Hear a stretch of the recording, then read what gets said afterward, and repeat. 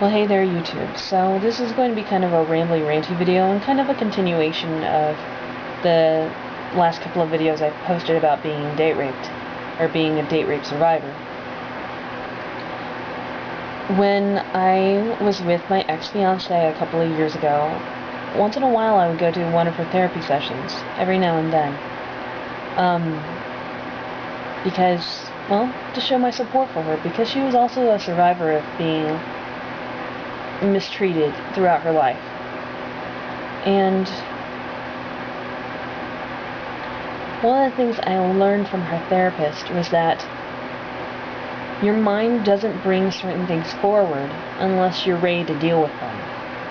And, you know, every now and then,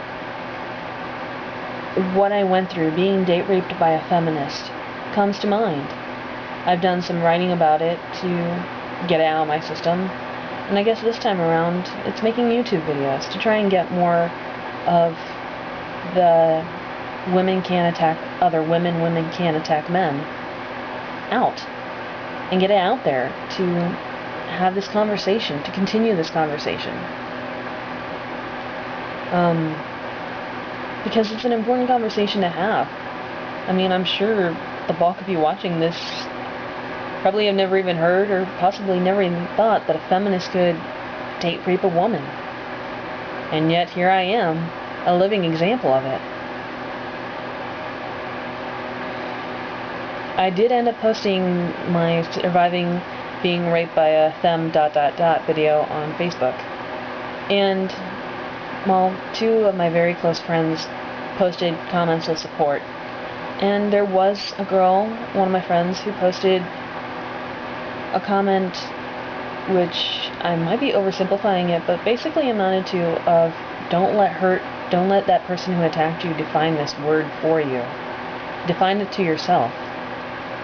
But the thing is that psychologically there is something known as a trigger, which you might have gone through this, or you might have observed it, be it a positive or negative thing, in your own life. The idea that a sight, a smell, a sound, something brings back either positive or negative or sometimes neutral feelings. When it comes to just something that you've been through, it can trigger a positive memory, a negative memory.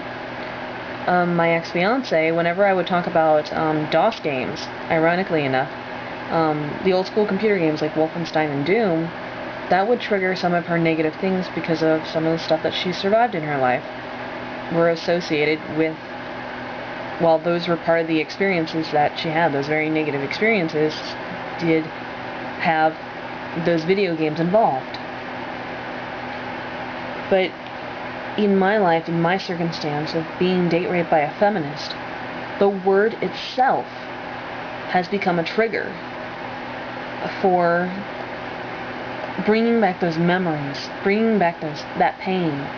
There was one time when I was hanging out with my most recent ex-girlfriend, where she would read a feminist blog. She was a feminist. You know, hey, I can date feminists without it triggering negativity within me. I like feminists. Feminists are cool. Okay, I take that. I agree with a lot of the same politics as many feminists have. That's what my positive to neutral feelings are toward feminists. Because I do agree with them on a lot of different topics, as noted in previous videos. But there was one or two times when the word itself, just seeing the word, triggered something. So while she was reading her blog, I sat down and I wrote some stuff out. Simple enough.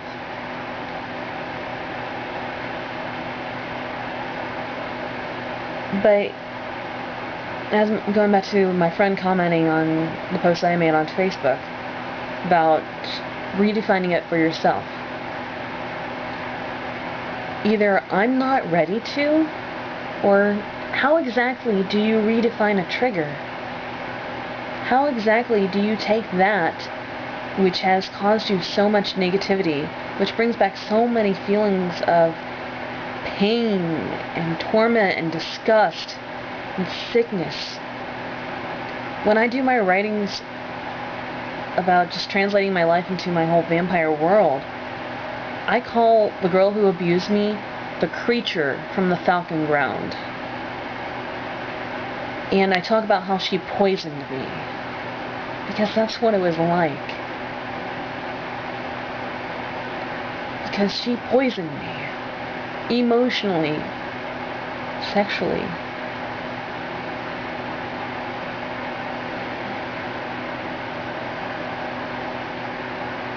That word, feminist, is my trigger.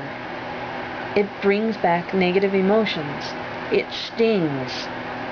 It stings to hear it. It stings to see it. And, you know, maybe it's because I'm just not ready to make my peace with it yet. And I'll fully admit, I still have well, you guys know I have negative emotions toward it. But I cannot wear that word. Even the thought of wearing it makes me sick. It brings back just all that negativity and all that bullshit from what I went through with that fucking bitch.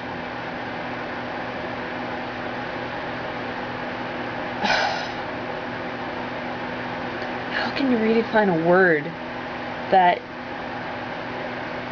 is poison to you? Or that feels like poison to you? I can't be a feminist because of her. Even if I wanted to be. But that's another part of it. Is I don't even want to wear that word. Because of the association with her. And because of what I went through. So what was my point? I don't even know what my point was. I can't redefine that word. I'm not ready to. I don't want to. Because of the bullshit I went through at her hands. At the hands of the girl who abused me. And, yeah, the word feminist is a trigger. It's a trigger of negativity, of pain, of negative emotions. Because it brings back memories of what I went through because of her. And I think this is another time when my brain's saying, bring this to the forefront, work on it. And so that's what I'm doing. And rather than doing my writings and my storybooks, I'm working it out here on YouTube. And as I've said before, if you've been abused by a woman, leave me a comment, send me a PM. I'll talk to you.